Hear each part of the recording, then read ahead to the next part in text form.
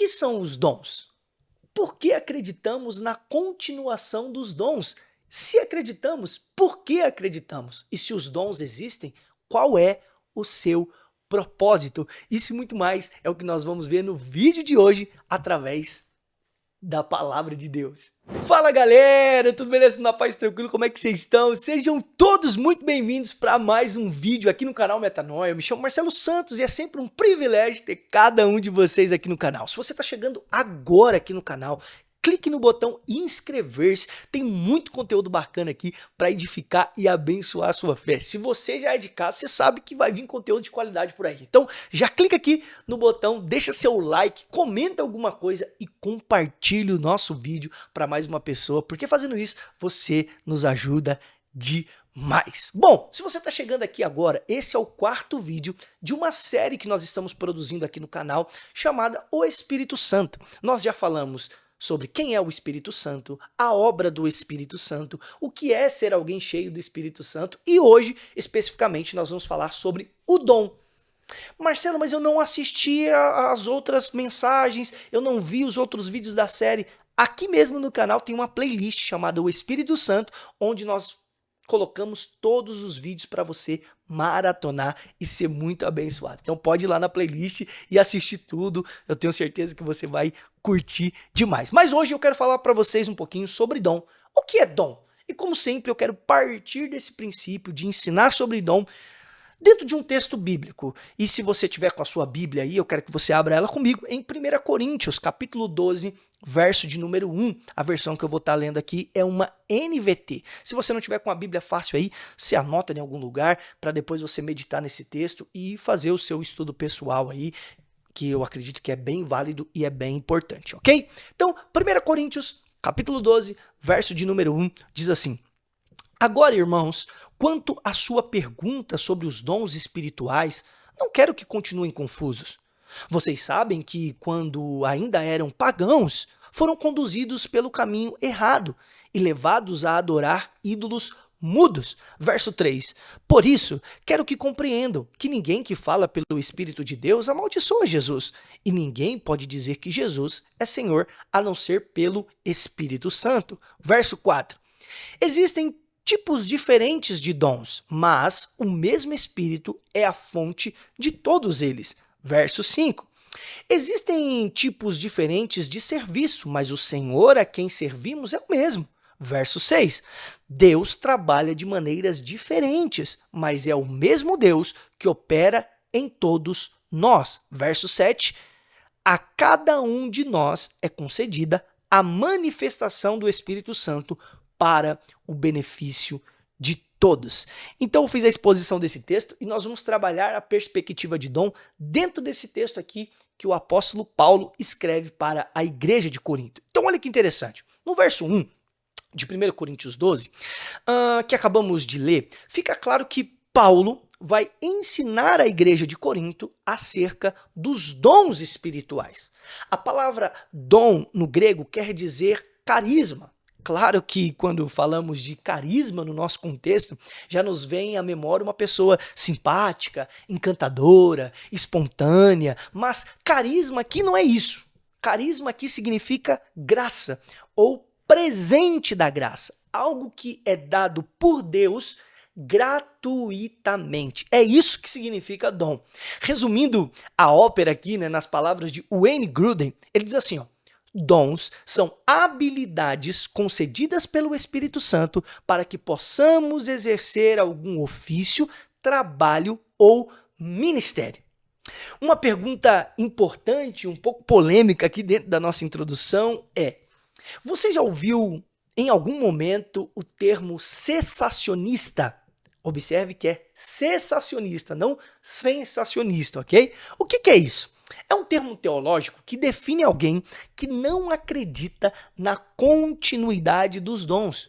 Ou seja, os dons se cessaram. São aqueles que creem que os dons duraram até a era dos apóstolos. E hoje não mais. Hoje não tem mais esse negócio de dom, não. Porém, eu, como um continuista, acredito no fluir e na continuidade dos dons. Mas por que eu acredito nisso? E a minha intenção aqui não é convencer você a acreditar nisso. É óbvio que eu, como continuista, vou puxar para essa linha. Mas se você não é continuista, se você é um cessacionista, você também é muito bem-vindo aqui no canal. E eu não tenho problema nenhum com isso. Mas por que eu acredito? Primeiro, porque não existe nenhum texto claro nas Escrituras dizendo de forma explícita que os dons se cessaram.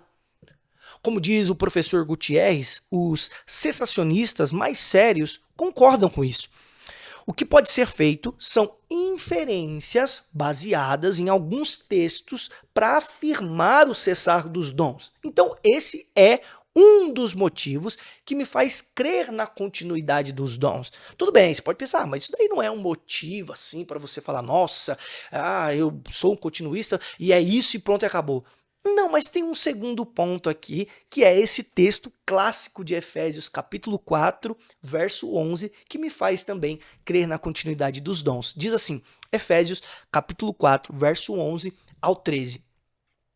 Ele designou alguns para apóstolos, outros para profetas, outros para evangelistas, outros para pastores e mestres, com o fim de preparar os santos para a obra do ministério, para que o corpo de Cristo seja edificado, até que todos alcancemos a unidade da fé e do conhecimento do Filho de Deus e cheguemos à maturidade, atingindo a medida da plenitude de Cristo. Então, olha que interessante. No texto base que nós estamos usando aqui, de 1 Coríntios 12, Paulo menciona 9 dons. Se você ler ali, né, completinho, o capítulo 12, você vai ver que Paulo menciona 9 dons. Que nós vamos falar desses dons semana que vem. Mas em toda a teologia paulina, nós vamos encontrar, em média, 20 dons diferentes. E dentro desses 20 dons estão os 5 que lemos aqui em Efésios, conhecido como os 5 ministérios. E é interessante que Paulo deixa claro que esses dons servem para a edificação da igreja. Eles servem para que alcancemos a maturidade de sermos plenamente como Cristo.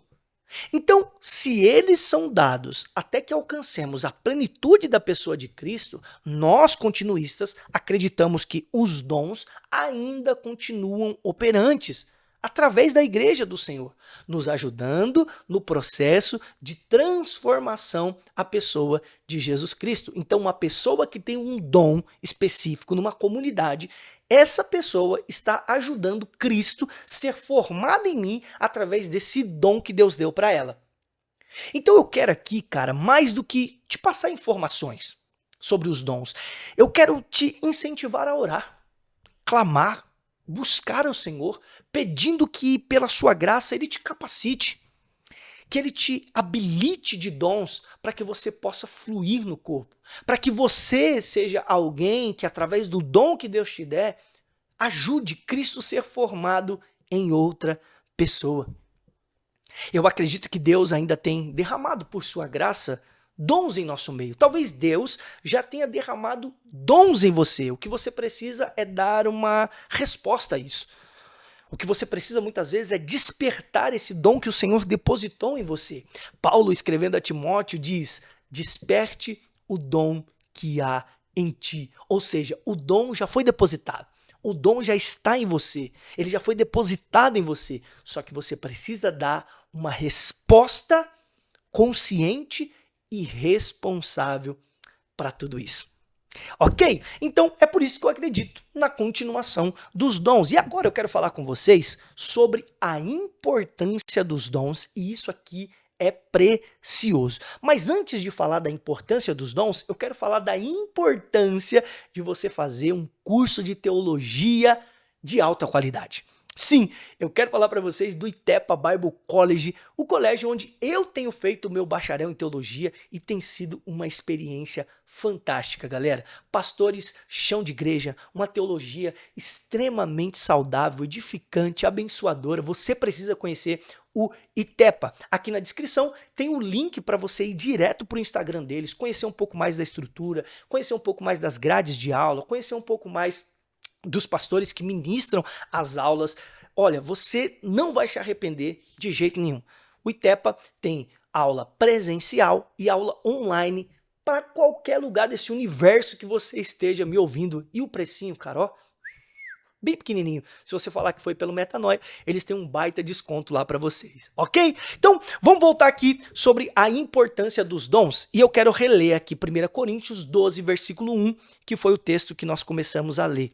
Diz assim, ó: agora, irmãos, quanto à sua pergunta sobre os dons, olha o que Paulo diz: não quero que continuem confusos. Entendemos claramente aqui no verso 1 que havia perguntas, questionamentos entre os irmãos acerca dos dons espirituais. Nós não sabemos quais tipos de perguntas específicas os irmãos faziam para Paulo, mas nós sabemos que eles tinham dúvidas. Mas melhor do que saber quais eram as perguntas é ter as respostas aqui, que são as respostas que Paulo nos dá. É interessante que na versão NVT, que foi onde nós lemos aqui, Paulo diz que não desejava que os irmãos continuassem confusos acerca dos dons, mas na NAA diz desinformados. Então Paulo tinha uma preocupação com a desinformação dos dons. Ele vai gastar papel, ele vai gastar tinta com força para instruir a igreja e falar dos dons. E por que ele vai fazer isso? Por que Paulo vai gastar papel, tinta, tempo para falar sobre os dons? Ele vai fazer isso, irmãos, porque os dons são importantes e eles contribuem para a expansão do reino de Deus. Esse é o tópico que nós estamos tratando, a importância dos dons. Romanos, capítulo 15, verso 18, olha o que diz esse texto na versão NVI 2011. Olha isso aqui. Não me atrevo a falar de nada, exceto daquilo que Cristo realizou por meu intermédio, em palavra e em ação, a fim de levar os gentios a obedecerem a Deus. Pelo quê? Pelo poder de sinais e maravilhas e por meio do poder do Espírito Santo de Deus. Assim, desde Jerusalém e arredores até o Ilírico, proclamarei plenamente o evangelho de Cristo. Paulo está dizendo, mais ou menos assim, a pregação do evangelho, em conjunto com o fluir dos dons, é uma potência para a expansão do reino de Deus e alcance dos perdidos. É isso que eu entendo quando eu leio esse texto de Paulo. A pregação do evangelho, em conjunto com o fluir dos dons, é uma potência para a expansão do reino de Deus. Escute isso. Deus não depende de homens para fazer o que ele quer fazer, mas ele gosta da interação do homem naquilo que ele está fazendo. E para isso, os dons são de extrema importância. Agora vamos ler o verso 7 e encerramos falando sobre o propósito dos dons, e eu considero essa parte como a parte mais importante, porque às vezes nós podemos olhar para os dons e tirar conclusões erradas sobre o propósito e o porquê Deus nos capacita com dons. Mas antes eu quero falar para vocês sobre o propósito do Colégio Cristão Kairos. Cara, você precisa conhecer o Colégio Kairos. Porque além de ensinar os nossos filhos com princípios bíblicos, o Colégio Cristão Kairos também prepara o seu filho para o mercado de trabalho como nenhuma outra escola faz. Eles são fantásticos, são sensacionais e você precisa conhecê-los. Aqui também na descrição vai estar o link para você conhecer o Instagram, a estrutura, os professores. A minha filha Eloazinha está estudando lá, tem 2 aninhos e nós estamos vendo assim uma mudança drástica em todo o conhecimento que ela tem absorvido. Todo santo dia tem lição de casa para fazer, então a garotada cansa e cansa com força, porque é muito aprendizado, é muito ensinamento, então você precisa fazer um esforcinho e conhecer um pouquinho mais do Colégio Cristão Kairos. Dito isso, vamos para o nosso tema final, propósito dos dons. 1 Coríntios 12, 7, Paulo diz: a cada um de nós é concedida a manifestação do Espírito para, olha só, sempre que tiver um para na Bíblia, você para e observa o que vem a seguir. A cada um de nós é concedida a manifestação do Espírito. Para é o propósito, é o sentido, É o motivo do porquê o Espírito está sobre nós, nos dando capacidades. E para que é? Para o benefício de todos. Paulo está deixando claro aqui no texto que por mais que existam diversas manifestações de dons, eles possuem o mesmo objetivo: edificação da igreja, o bem comum, trazer benefício mútuo a todos os irmãos na congregação. Um alerta importantíssimo: nunca, jamais, os dons devem ser usados para benefício próprio. Usar os dons para usufruir de algum benefício da noiva de Cristo é perigosíssimo, cara. Pode nos levar para caminhos assim muito obscuros. Nós que somos líderes, pastores, estamos à frente de algum ministério, precisamos entender que esses dons, essas habilidades que temos, são como joias que Deus nos dá para que possamos embelezar a noiva dele para ele e não para nós. Nós não podemos pegar essas joias e colocar no nosso pescoço. E nem podemos pegar essa joia e colocar no pescoço da noiva achando que a noiva é nossa. Porque tudo isso tem um propósito específico: glorificar, exaltar o nome dele. É triste quando pastores, líderes, pessoas que estão à frente do ministério, e quando eu digo isso, cara, eu sempre penso na fala do apóstolo Paulo: aquele que está de pé, cuide para que não caia. É triste quando você vê pessoas talentosas, pessoas habilidosas, pessoas que Deus deu dons, usando o dons só para benefício próprio. Pegam essa joia chamada dom e colocam no seu próprio pescoço para chamar atenção para si. E se esquece muitas vezes de colocar essa joia no pescoço da noiva para deixar ela mais bela para o noivo.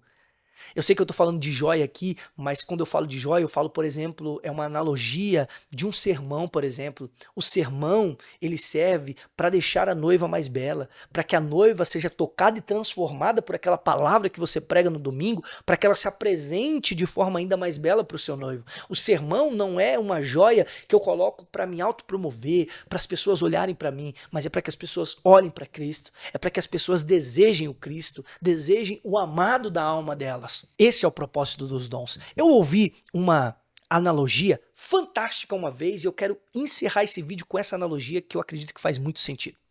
Imagine você, como noivo, prestes a se casar com a sua noiva.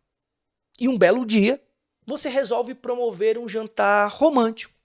E para deixar a noite mais bela, você contrata um violinista para fazer o fundo ali, fazer uma melodia durante o jantar.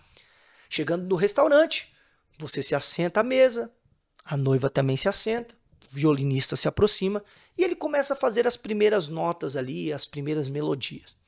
Só que de repente, o cara começa a se empolgar e fazer algumas coisas com o violino que impressionam a sua noiva. E vendo ele que a noiva está impressionada, ao invés dele ser mais simples, fazer umas notas mais simples, pois o foco é o noivo e não ele, o violinista começa a fazer coisas ainda mais impressionantes. Começa a colocar o violino nas costas, sobe na cadeira, e aquele show, aquele espetáculo. E nesse jantar romântico, nessa mesa de jantar, começa a acontecer uma cena constrangedora. A sua noiva começa a flertar com o violinista. E o violinista começa a flertar com a sua noiva. Pense, irmão. Que terrível, né? Algo terrível. Mas é exatamente isso que acontece muitas vezes no reino de Deus. Jesus nos chamou para ser apenas um violinista que faz o fundo. Mas diariamente somos tentados a flertar com a noiva e achar que temos direitos dela. Só que não.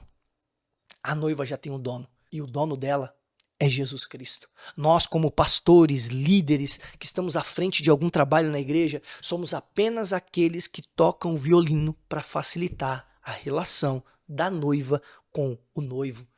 Nós que temos dons, talentos, habilidades, somos só aqueles que fazemos o fundo para que a noiva se relacione de forma ainda mais fácil com o seu noivo. Esse vídeo que eu estou fazendo aqui, essa facilidade que eu tenho de produzir, de falar, de conversar, é uma habilidade que Deus me deu para facilitar o relacionamento da noiva com ele e não comigo.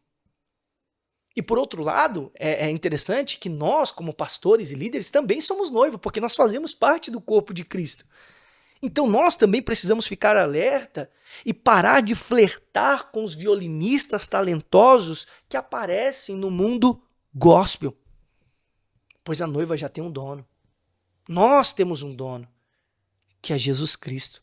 Você pode admirar um pregador, um cantor, mas nunca o idolatre, porque você já tem um dono. Nunca flerte com ele, porque você já tem um dono. Por mais habilidoso que alguém seja, nunca confunda ele com o noivo. E se você ficou até agora aqui nesse vídeo, eu quero que você comente aqui embaixo. Eu sou apenas um violinista. Por quê? Aí eu vou saber que você chegou até o final, que você é o tipo de gente que consome o conteúdo até o fim. Vou deixar um like aí no seu comentário, responder com muito carinho. E ó, tem mais. Não sai do canal assim rapidinho não. Por quê? Tem um outro vídeo que eu queria muito que você assistisse.